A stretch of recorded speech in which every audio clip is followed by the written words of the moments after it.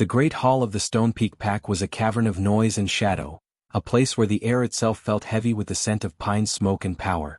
On this night, a feast was in full swing, a roaring celebration of strength that echoed off the cold, stone walls. Warriors with broad shoulders and loud voices clashed their mugs together, their laughter booming like thunder. At the center of this storm of sound and muscle sat King Knox, the alpha of all alphas. He was a mountain of a man, draped in furs the color of midnight, his presence so immense it seemed to suck the warmth from the torches. His eyes, a sharp and unforgiving gold, scanned the room from his throne carved from the trunk of an ancient oak.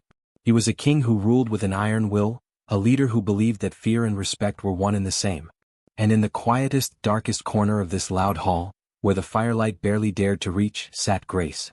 She was an Omega, the lowest member of the pack. Where others were draped in fine pelts, her dress was simple and worn. Where others laughed with their heads thrown back, her eyes remained fixed on the stone floor. She made herself small, a silent shadow trying to go unnoticed in a world of giants. To the pack she was nothing. To King Knox she was less than nothing, a quiet mouse he occasionally enjoyed watching scurry. The feast reached a fever pitch. A warrior had just finished telling a grand story of a hunt, and the hall erupted in cheers. King Knox raised a hand and instantly, the room fell into a hushed, waiting silence. All eyes turned to him. His gaze, like a hunting hawk's, swept across the crowd and landed unerringly on the small figure in the corner. A slow, cold smile touched his lips. Grace, his voice cut through the silence, not loud but carrying to every ear. Come forward. A ripple of curious murmurs went through the pack. Grace's heart, which had been beating a steady, nervous rhythm, suddenly felt like a trapped bird fluttering against her ribs. She could feel hundreds of eyes upon her, their stares like physical weights. Slowly pushing herself up from the floor, she rose. Her legs felt weak as if they were made of water. She walked the long path from her corner to the foot of the throne, each step feeling like a mile. The sea of powerful alphas and betas parted for her, their expressions a mix of boredom and cruel anticipation. She stopped before the raised platform of the throne, keeping her gaze lowered, fixed on the king's heavy leather boots. She dared not look up into his face. Look at me, Omega, Knox commanded, his tone leaving no room for refusal. Grace forced her head up. His golden eyes pinned her in place, and she felt a shiver that had nothing to do with the cold and everything to do with the raw, untamed power radiating from him. Our celebration needs more grace, he said, and a few snickers came from the warriors near him. He was playing with her name, turning it into a joke. You will dance for us. For your king and your pack. Show us what a delicate little Omega can do. The command hung in the air, ugly and heavy. Dance. It was not an honor, it was a mockery. They did not want to see art or beauty. They wanted to see her awkwardness, her humiliation. They wanted a puppet to laugh at. A hot wave of shame washed over Grace, so intense she felt her cheeks burn. She wanted to disappear into the cracks in the stone floor. She wanted to scream, to refuse. But she was an Omega and he was the king. To refuse was unthinkable. It would mean punishment or worse, banishment. So Grace took a slow, shaky breath. She closed her eyes for a single second, pushing all the fear and shame down into a deep, locked box inside her heart. When she opened them again, her face was a calm, blank mask. The laughter and jeers began as she took a starting position, her movements hesitant. She began to move.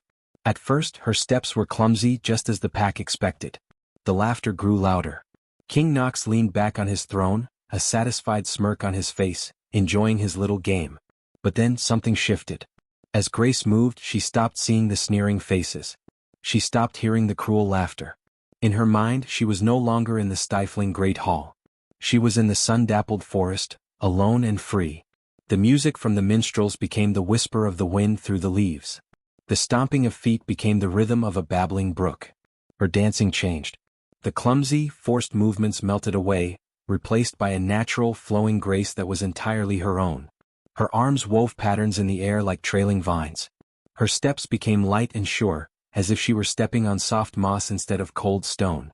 She wasn't performing for them anymore. She was dancing for herself in her own private world, a world where no one could touch her, no one could mock her, and no one could break her spirit.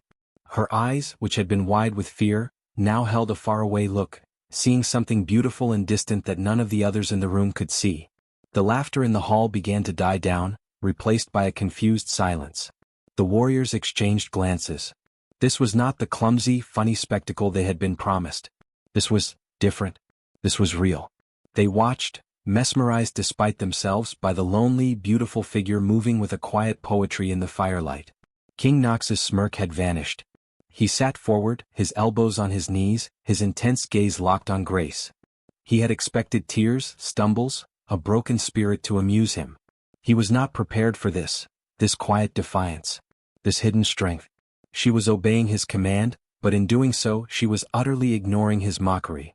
She was showing him a part of herself he never knew existed, a secret garden he was not invited to.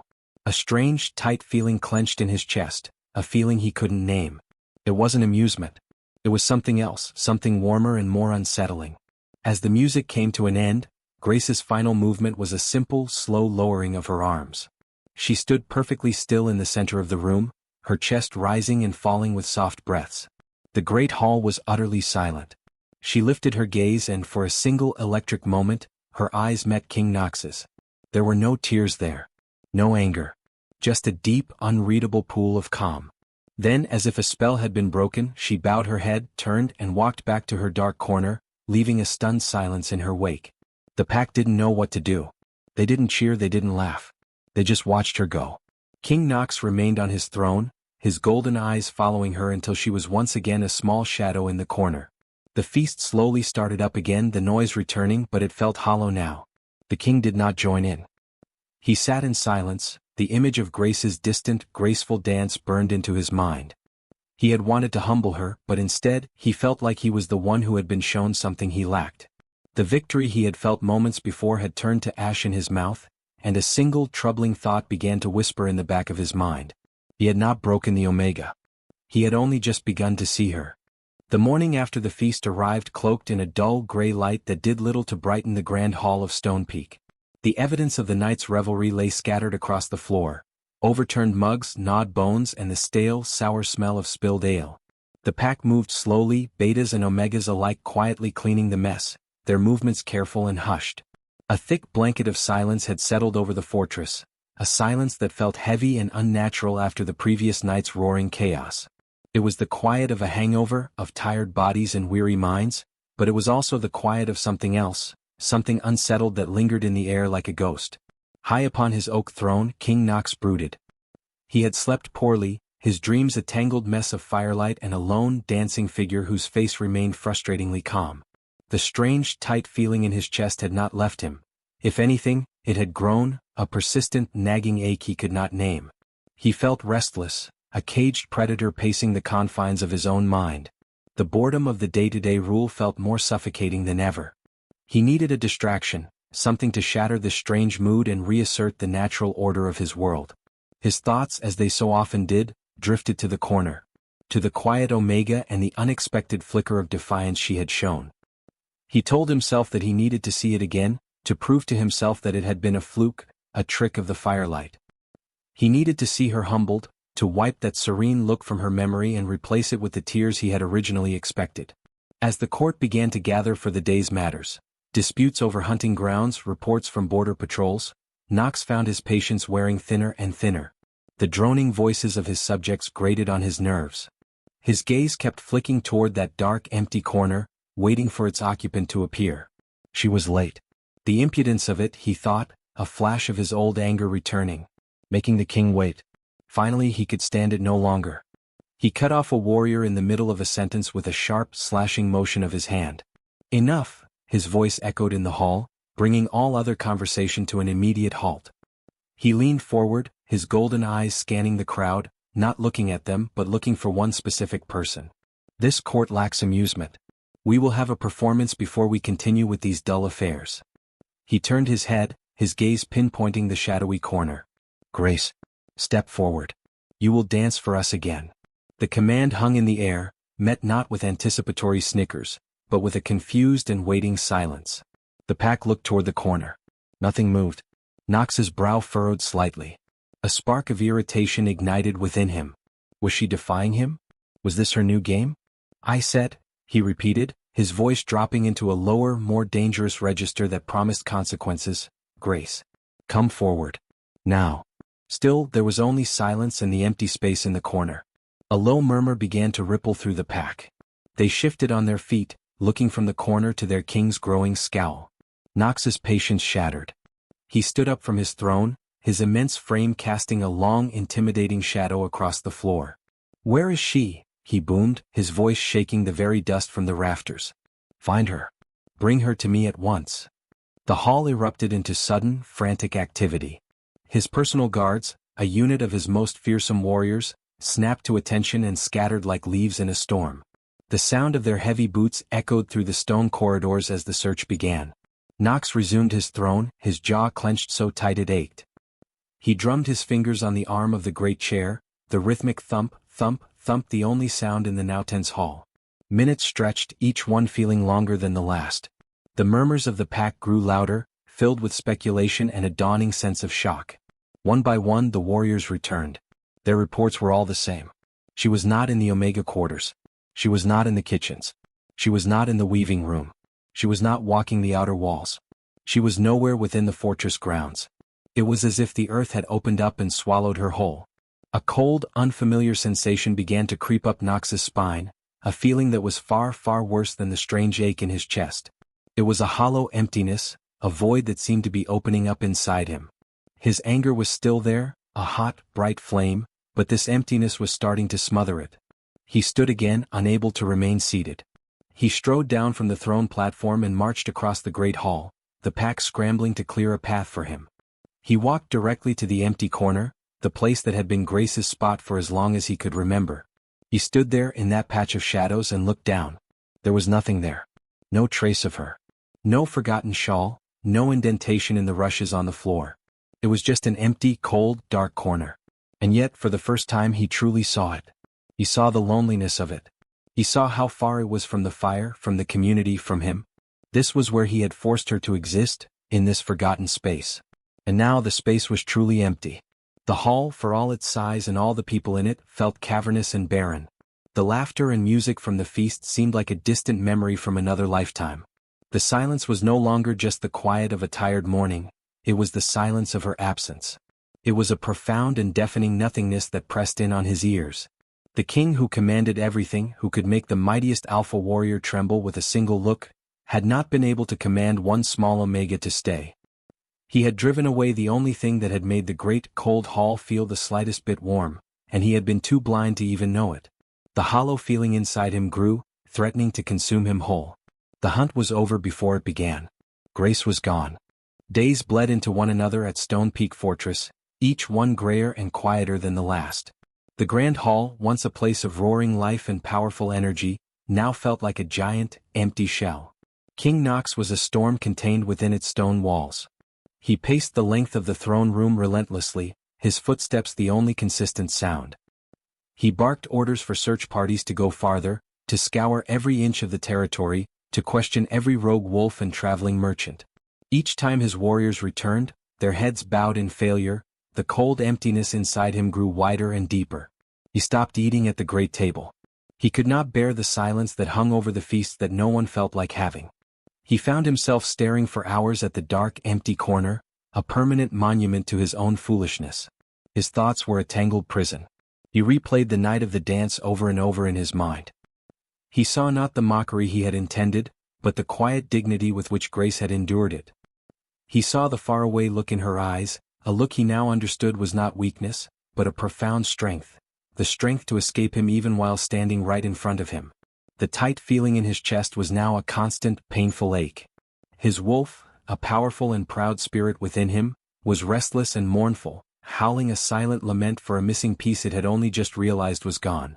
Knox was the Alpha King, the strongest of them all, and yet he had never felt so weak, so utterly wrong. The fortress was secure, his pack was loyal, but his kingdom was broken because he had broken its most gentle heart. Finally he could stand it no longer. The reports from his warriors were useless. If Grace was to be found, he would have to be the one to find her. He shed his royal furs, dressing in simple, sturdy traveling clothes. Without a word to anyone, he slipped from the fortress as the first light of dawn painted the sky, moving with a silence that belied his size. He followed no path his warriors had taken. Instead, he followed a different guide, a faint, fading whisper on the edge of his senses, a scent of wildflowers and resilience that was uniquely hers. His inner wolf, finally given a purpose, led the way, its nose to the ground, pulling him deeper into the untamed forest than any search party had dared to go. The journey was long, through thick brambles and across icy streams, but the king felt none of the strain. His entire being was focused on that single fragile thread of scent. He found her as the sun began to set, casting long golden fingers through the canopy of trees. She was by a wide, sparkling river that cut through a peaceful meadow. She was not hiding or cowering. She was simply living. She knelt by the water's edge, her hands skimming the surface, her face turned toward the dying sun. She looked peaceful. She looked free. And in that moment, she was more beautiful than any treasure his kingdom had ever held. Knox stepped from the tree line, his heart hammering against his ribs. For the first time in his life he felt nervous. Grace heard him and turned. Her eyes widened for a moment, not with fear but with surprise. Then, the calm mask she had worn in the great hall settled back into place. She did not run. She stood, waiting for him to speak, to command, to do what kings do. But Knox did not command. He stopped a respectful distance away, his hands open at his sides. "Grace," he said, and her name on his lips felt like a prayer, not an order. "My king," she replied, her voice quiet but steady. There was no hatred in it, only a profound and weary sadness. He began, the words foreign and clumsy in his mouth. An alpha king did not apologize. An alpha king was never wrong. But the man standing in that meadow was more than just a king. "I have been a fool." The confession hung in the air between them. He saw her blink in shock. "What I asked of you, what I did, it was cruel. It was not strength. It was the act of a bully who did not know what true strength looked like." He took a tentative step closer, his golden eyes fixed on hers, begging her to see his sincerity. "You showed me. When you danced, you showed me a strength I have never known. And when you left, you showed me the emptiness of my own power." He told her everything then. He spoke of the silent hall, of the cold throne, of the hollow victory that had turned to ash. He spoke of the relentless ache in his chest, the howling of his wolf for its missing mate. "My pack is my strength," he said, his voice thick with emotion, "but you, Grace, you are my heart. And I have been trying to live without it." He finally reached her, standing before her not as a king before a subject, but as a man before the woman who held his entire world in her hands. "I do not command you to return. I cannot. I ask you, please, come back with me. Not as an Omega but as my partner. As my equal. As my queen." Grace looked at him, and for the first time she let him see the full depth of the hurt he had caused. Tears welled in her eyes, but they did not fall. She saw the raw honesty in his face, heard the tremor in his voice that was so unlike the arrogant king she had known. She saw the powerful alpha brought to his knees not by a rival, but by his own regret and love. The wall of ice around her heart, the wall she had built to survive, began to melt. She saw not the tyrant on the throne, but the lonely man in the empty hall. Her own heart, which had always secretly yearned for him, answered his. She placed her small hand in his large, calloused one. A single tear finally traced a path down her cheek. "A true alpha leads with his heart, not just his strength," she whispered. "You have finally found yours." She nodded. "I will come home." The journey back was different. They walked side by side. When they entered the great hall of Stone Peak, a collective gasp went through the pack. But they did not see the shamed Omega being dragged back. They saw their king, his head held high, his hand gently holding the hand of Grace, whose own head was held just as high. Knox did not lead her to the corner. He led her up the steps of the platform and seated her on the great oak throne, right beside him. "People of Stone Peak," his voice rang out, clear and strong, but now filled with a warmth they had never heard before. "You have known me as your king. You have known Grace as an Omega. You were all wrong. And I was the most wrong of all. She is my heart. She is my strength. And from this day forward, she is your Luna." There was a moment of stunned silence, and then a single cheer erupted, followed by another, until the entire hall was filled with a roaring, joyous celebration that truly, for the first time, reached every dark corner. King Knox and Queen Grace ruled for many long years. Theirs was a reign not of fear, but of respected strength and beloved kindness. He taught the pack to be fierce and she taught them to be kind. And in the quiet moments when he would hold her close, King Knox knew that the greatest battle he had ever won was not against a rival pack, but the battle to win the heart of the Omega he had been told to mock, the gentle queen who had taught a king how to love. Did you feel the warmth when Grace finally placed her hand in Knox's? That's the magic of a story where love triumphs over pride. If you want to join us for the next journey, where another heart must find its courage, make sure to subscribe. Your next favorite romance is waiting just a click away.